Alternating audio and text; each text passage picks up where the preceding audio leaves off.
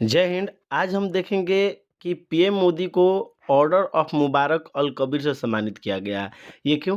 Kuwait से क्या-क्या लाए पीएम मोदी? यानी कि पीएम मोदी, प्रधानमंत्री नरेंद्र मोदी अभी कुवैत गए थे 2 दिन के लिए और वहाँ से प्रधानमंत्री क्या-क्या लाए और उनको order of Mubarak Al Kabir से सम्मानित किया गया है।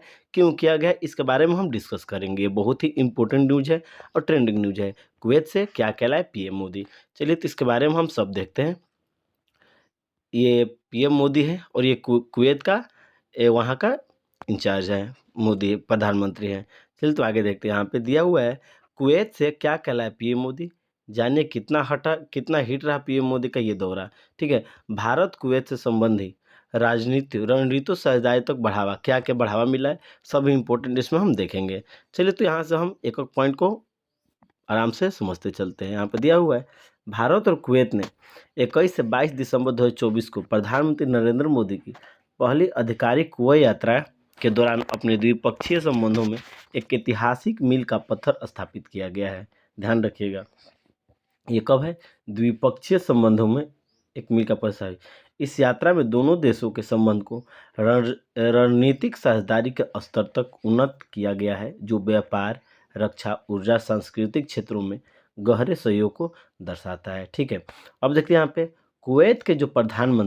कुवैत ने प्रधानमंत्री मोदी को अपने सर्वोच्च नागरिक सम्मान the order of Mubarak Al Kabir, ये जो है ये कुवैत का सर्वोत्तम नागरिक सम्मान है। कुवैत का क्या? द ऑर्डर ऑफ मुबारक अल अबीर से सम्मानित किया गया है, जो द्विपक्षीय संबंधों को मजबूत करने में उनकी भूमिका की सराहना करता है। ठीक है, अगला पॉइंट देखते हैं यहाँ पे। अगला पॉइंट क्या-क्या है यहाँ पे दिया है कि यात्रा की प्रमुख उपलब्धियाँ, क्या-क्या उपलब्धियाँ मिली उनको यात्रा करते दौरान। तो पहल का उपलब्धि है रणनीतिक साझेदारी का औपचारिकरण। मतलब क्या है? इसके बारे में हम जानेंगे। देखिए यहाँ पर दिया हुआ है, प्रधानमंत्री मोदी और कुवैत के अमीर शेख मसाला अल अहमद अल जाबेर, क्या नाम है वहाँ के? प्रधानमंत्री नरेंद्र मोदी और कुवैत का अमीर शेख मसाला कौन है?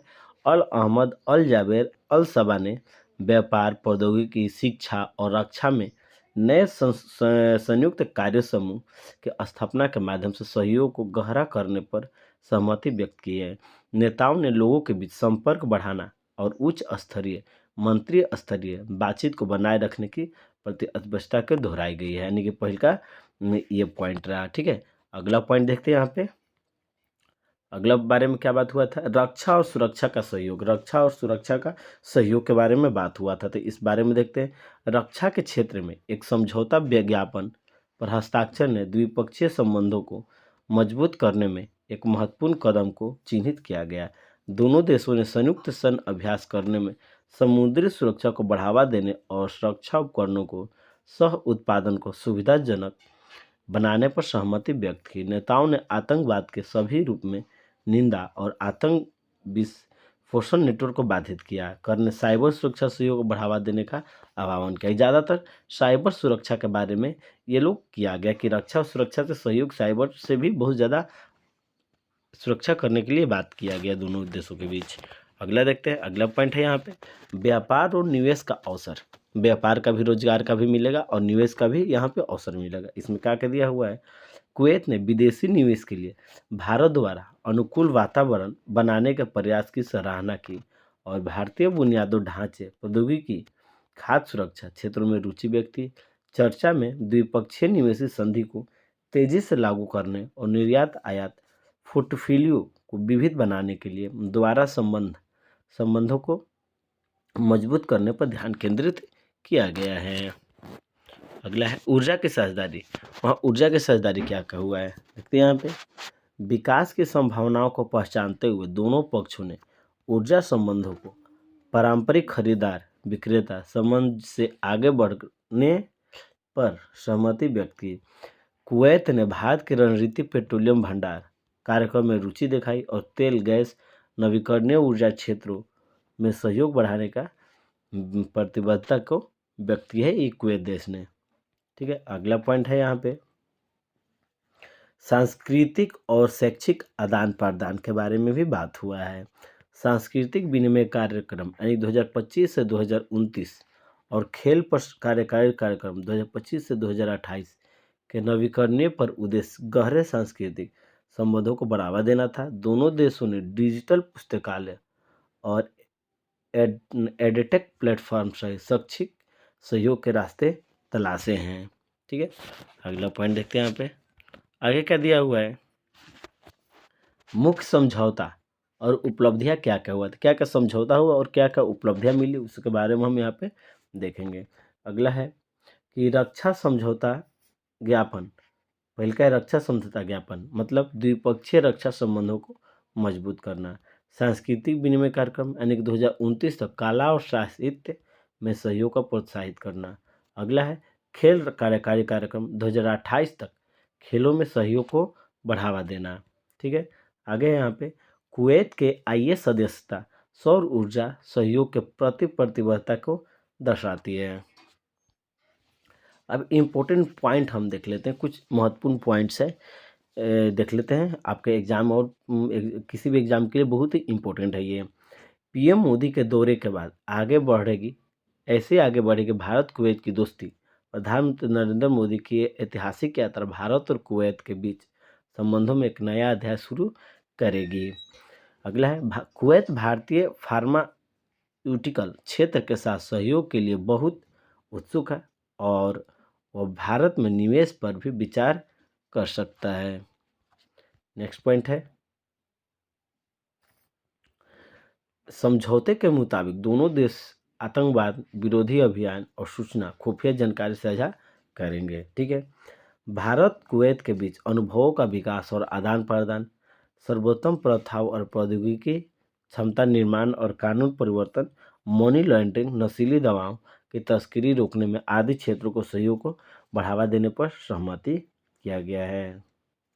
भारत कुवैत के बीच एक समझौता ज्ञापन सांस्कृतिक आदान प्रदान कार्यक्रम तथा दूसरा समझौता खेल के क्षेत्र में सहयोग से जुड़ा है। ये तो इम्पोर्टेंट पॉइंट था। आगे देखते हैं भारत समझौता के मुताबिक कुवैत अंतर्राष्ट्रीय और गठबंधन में शामिल होने पर एक रोड मैप को लेकर आगे बढ़ेगा। भारत और कुवैत के बीच बढ़ेगा व्यापार। ठीक है, कुवैत की ओर से बयान में कहा गया है कि कुवैती नेता कुवैत के विजन 2035 तक साकार करने की दिशा में भारत की ओर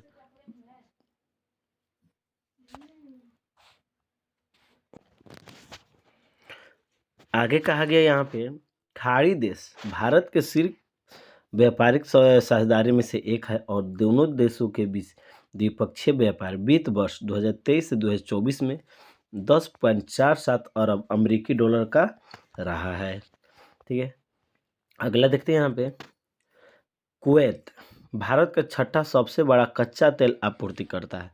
ये ध्यान रखिएगा, कुवैत जो है भारत का छठा सबसे बड़ा कच्चा तेल आपूर्तिकर्ता है जो देशों की ऊर्जा आवश्यकताओं को 3% तक पूरा कर सकता है। भारतीय निर्यात कुवैत में पहली बार 2 अरब अमेरिकी डॉलर तक पहुंच गया, जबकि भारत में कुवैत निवेशी प्राधिकरण का निवेश 10 अरब अमेरिकी डॉलर से अधिक हो गया है। इसमें पहले 1981 में तत्कालीन प्रधानमंत्री इंदिरा गांधी ने कुवैत की यात्रा की थी। भारतीय समुदाय कुवैत में सबसे बड़ा प्रवासी समुदाय भी शामिल है वहाँ पे। आगे देखते हैं। हाँ, ये मेन पॉइंट है कि पीएम मोदी को order of Mubarak Al Kabir से सम्मानित किया गया है कुवैत में, जो कि कुवैत का ये राष्ट्रीय सम्मान है। प्रधानमंत्री नरेंद्र मोदी को कुवैत दौरे के दूसरे दिन सर्वोच्च सम्मान order of Mubarak Al Kabir से सम्मानित किया गया। केंद्रीय गृह मंत्री अमित शाह ने पीएम मोदी को कुवैत के सर्वोच्च सम्मान से सम्मानित किए जाने पर बधाई दी। प्रधानमंत्री नरेंद्र मोदी ने कुवैत के अमीर शेख मिसल अल अहमद अल जबर अल सबा से यह सम्मान हासिल किया है। अगला देखते हैं यहाँ पे order of Mubarak Al Kabir Kuwait का एक नाइटहुड सम्मान है। मीडिया रिपोर्ट के अनुसार यह सम्मान मित्रता का प्रतीक के तौर पर राष्ट्राध्यक्षों और विदेशी शाही परिवारों के सदस्यों को दिया जाता है। ठीक है, प्रधानमंत्री नरेंद्र मोदी पहले सम्मान बिल क्विंटन, प्रिंस चार्ल्स और जॉर्ज बुश को दिया जा चुका है। आगे देखते हैं, यहाँ पे दिया हुआ है कि प्रधानमंत्री नरेंद्र मोदी 2 दिन के कुवैत दौरे पर थे। अब वो भारत के लिए रवाना हो चुके हैं। कुवैत के प्रधानमंत्री कौन है? शेख अहमद अब्दुल्ला अल अहमद खुद एयरपोर्ट पर पीएम मोदी को विदा करने आए। पीएम मोदी के दौरे के दौरान भारत और कुवैत के बीच कुछ अहम समझौते पर हस्ताक्षर भी हुए हैं। ठीक है, आगे पॉइंट है यहाँ पे, भारत और कुवैत ने रविवार को अपने संबंधों को रणनीतिक साझेदारी तक विस्तृत किया। ये दोनों देशों ने रक्षा संबंधी मजबूती के लिए एक समझौते पर हस्ताक्षर किए। दोनों प्रधानमंत्री प्रतिनिधिमंडल स्तर पर वार्ता भी की। इसमें व्यापार, ऊर्जा, निवेश, रक्षा, स्वास्थ्य, शिक्षा, टेक्नोलॉजी सहित के बारे में चर्चा किया गया है। तो आज के लिए इतना ही, धन्यवाद।